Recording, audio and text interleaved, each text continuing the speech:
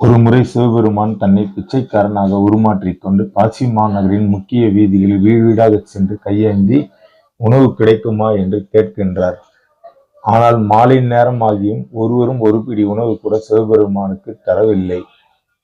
பசியால் வாடிய சிவபெருமான் காசி மாநகரின் கழிவுநீர் அனைத்தும் ஒன்று சேரும் பகுதிக்கு செல்கின்றார். அங்கு சாக்கடை ஓரத்தில் அமர்ந்திருந்த ஏழை ஒருவனிடம், ஐயா, எனக்கு பசிக்கின்றது, உணவு கிடைக்குமா என்று கேட்கின்றார்.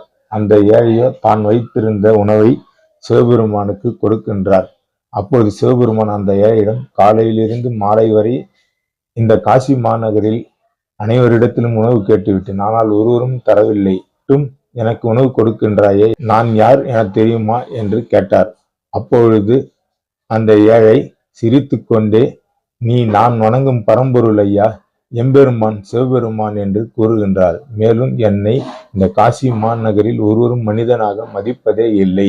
என்னை கண்டாலே விலகி சென்று விடுவர். அப்படி இருக்க எனக்கு சரிநிகர் சமமாக அமர்ந்து இந்த ஏழையின் அழுகிய கைகளில் தருகின்ற உணவையும் ஒருவன் உண்பானால் அவன் பரம்பொருளாகத்தான் இருக்க வேண்டும், நான் வணங்கும் சிவபெருமானாகத்தான் இருக்க வேண்டும் என்று கூறுகின்றார். மேலும் அவர் கூறுகையில், என் உடலில் உயிர் உள்ளவரை, என் இறுதி மூச்சு அடங்கும் வரை எந்தன் மனமும் நாவும் உந்தன் நாமத்தையே சொல்லும் என்று கூறி அழுகின்றார்.